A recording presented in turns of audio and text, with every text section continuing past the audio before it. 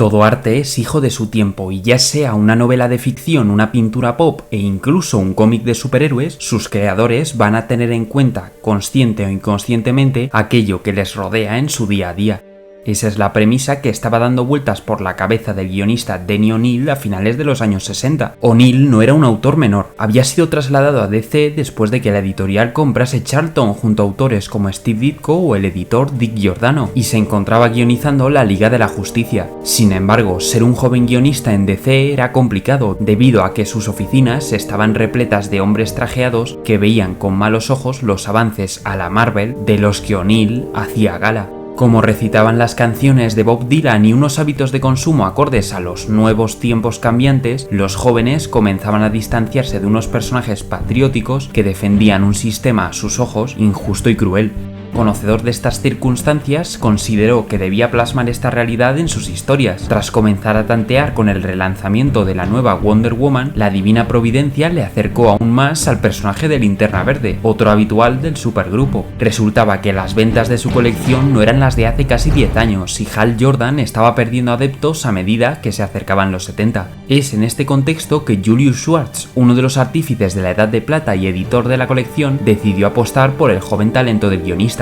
Tras trabajar sin descanso, se dispuso a mandar el escrito a Gil Kane, el dibujante de la colección. ¿Y cuál fue su sorpresa al descubrir que el artista a cargo de esta historia sería ni más ni menos que Neal Adams, otro de estos autores jóvenes con el que ya había colaborado en números sueltos de Batman y en una de las etapas más memorables de la primera generación de la Patrulla X en Marvel, etapas que ya cuentan con vídeo en nuestro canal? La decisión que tomó este guionista pasaba por darle un nuevo dinamismo a la colección, a través de un elemento rupturista como era la inclusión de Flecha Verde como coprotagonista. Y aquí haremos un breve repaso a la historia del arquero Esmeralda, al que habréis visto de refilón en algunos de nuestros últimos vídeos. El personaje fue creado durante los 40 y se le puede considerar una práctica copia de Batman, pero encarnado en el millonario Oliver Queen, alias Flecha Verde, un consumado arquero inventor, y su ayudante, el sagaz Roy Harper, Speedy. Aparecía en Morphan Comics e integró un grupo de tercera, como eran los 7 soldados de la Victoria. Jack Kirby y Bill Finger actualizaron el personaje en los 50, logrando imprimirle un poco de interés a su origen como héroe y creando la ficticia Star City. La Edad de Plata le llegó con una invitación de la renovada Liga de la Justicia y, exceptuando algún cameo o aparición en otras colecciones, jamás fue un gran reclamo. Y de aquí retomamos por donde lo habíamos dejado, porque fue a finales de la década que el personaje poco a poco fue ganando relevancia. Lo primero fue un cambio de aspecto en la colección de The Brave and the Bold, gracias al propio Neal Adams, pasando de un aspecto trillado a uno mucho más interesante y resultón. Si le sumamos que en la colección de la Liga el propio O'Neil había decidido darle un carácter más rebelde y le despojó de su riqueza, lo dejaba todo listo para el acercamiento que la colección habría de conocer a partir de abril de 1970.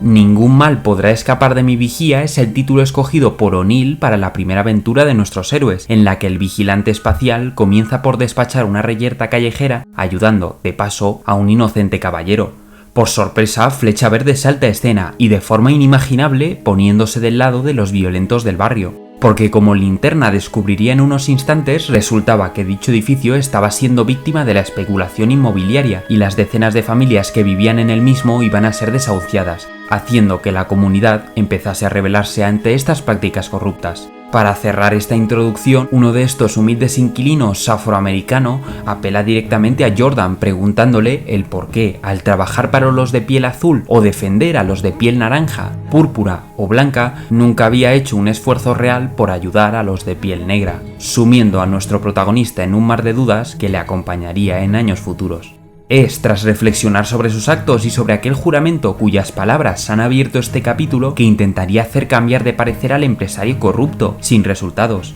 A priori, este jarro de agua fría le supuso un conflicto con los guardianes de Oa, que le recriminaban el haber amenazado a uno de su propia especie. Por otro lado, Oliver se mostró como un justiciero mucho más directo y fue a degüello a acabar con el problema, también sin lograr nada. Tras una situación inaudita para nuestros héroes, el empresario sería enviado a la cárcel, pero dejando la importante reflexión que muchos de los problemas de este mundo no parecían tener una solución tan sencilla como detener a los culpables de los mismos. En el epílogo de este primer capítulo, nuestros héroes serían testigos de la incomprensión de los guardianes, que decidirán mermar los poderes de la linterna, además de enviar a uno de los suyos para poder emitir un juicio más justo sobre la conducta humana.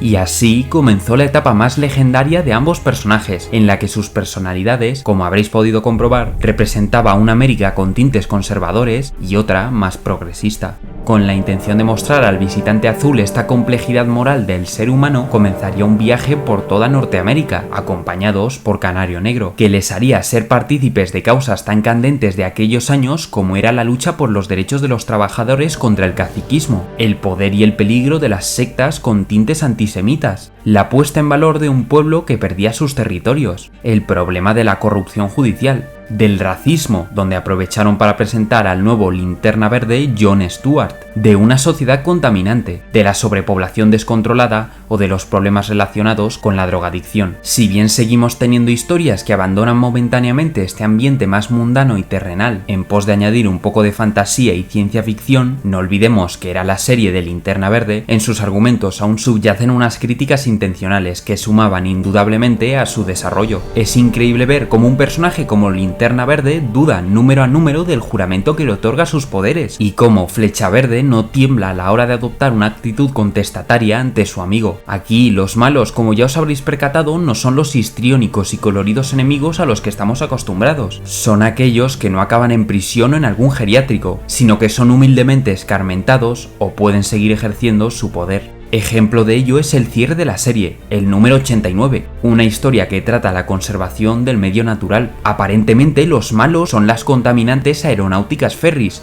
cuya dueña, Carol, es la pareja de Hal Jordan. Por otro lado de la balanza tenemos a un joven e idealista hippie que no teme en sacrificarse con tal de mostrar al mundo su mensaje ecologista, logrando tener así la simpatía de Oliver Queen. Ya os podéis imaginar el conflicto que esto genera entre ambos amigos y los debates que O'Neill y Adams plasman en sus diálogos. Queremos comentar en último lugar la temática por la que muchos de vosotros conoceréis esta serie, el cómo abordó la drogadicción adolescente. Aunque la historia Los pájaros de nieve no vuelan salió a la luz unos meses después de aquella primera toma de contacto que lograron en Marvel a partir de la saga de las drogas de Spider-Man, no es, por tanto, un peor acercamiento. Por primera vez en mucho tiempo podríamos estar hablando de una visión mucho más realista por parte de DC Comics. Si bien el célebre arco del Hombre Araña nos había mostrado el problema volviendo a uno de sus personajes principales abiertamente adicto, es en esta historia que podemos apreciar las diferentes capas del conflicto, mediante unos barrios realmente humildes y marginados. En ellos, unos alborotadores tratan de robar a un transeúnte con la intención de adquirir más heroína, dejando de paso a Oliver herido por el camino. Este hecho llevará a la pareja a inmiscuirse en el mundo del tráfico de las drogas, desde sus vendedores a pie de calle hasta los empresarios que obtienen beneficios de un negocio asesino, concluyendo la primera parte de esta historia con el impactante descubrimiento de que el joven Roy Harper, Speedy, era uno de estos adictos, más que culpable, en su caso,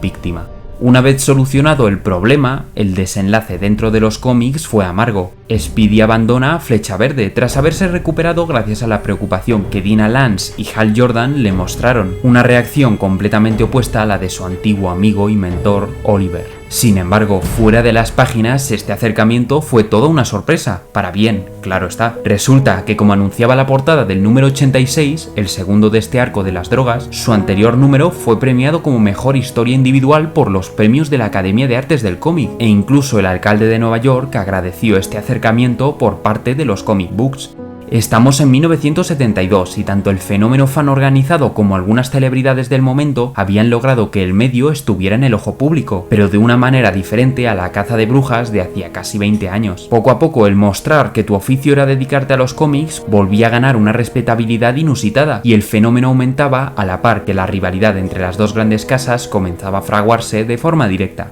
Fue un hecho alentador para DC, pero que no evitó que tras el número 89, tan solo 2 años después de que O'Neill y Adams tomasen las riendas, la colección fuera cancelada, según se cree, por las bajas ventas, obligando a ambos autores a cerrar de forma forzosa los arcos argumentales abiertos, con pequeñas historias secundarias en la serie de The Flash.